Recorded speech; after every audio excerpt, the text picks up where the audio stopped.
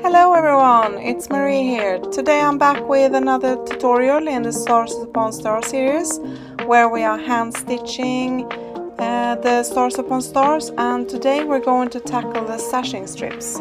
As you can see here, I have pulled out all the pieces that is necessary for the sashing, and I'm making sure that I have the right amount of pieces, because it has happened that I have sewn it too long and too short.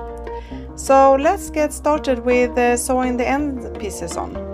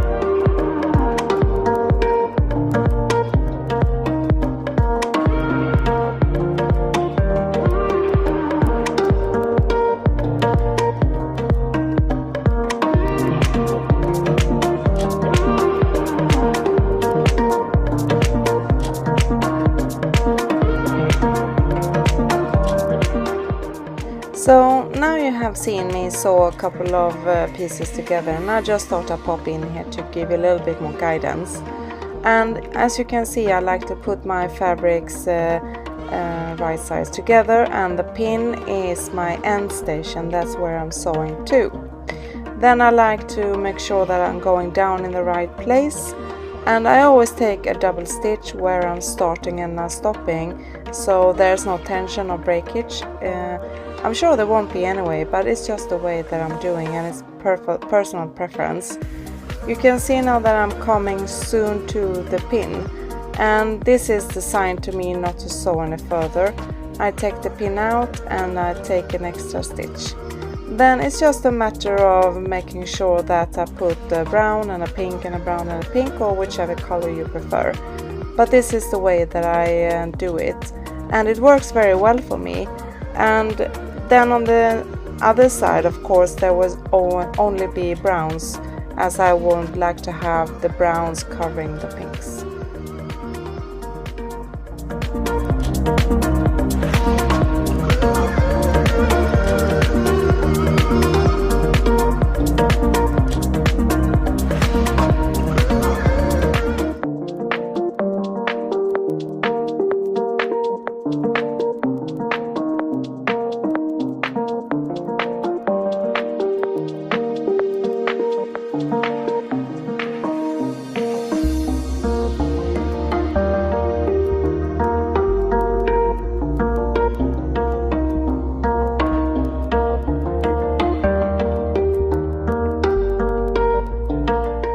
So of course, if you have been following me for a while, you know that I have a few other tutorials in my archives in my IGTV, and if you're new here, then welcome, and just go back in the archives and see if you can find some more tips and tricks to help you to sew this Stars Upon Stars quilt.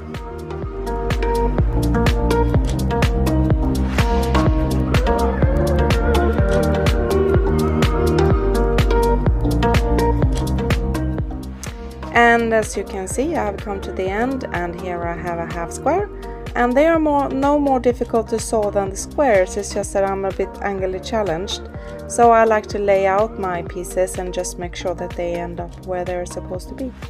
Then I just continue to stitch them on until my entire rows with browns are covering the pinks.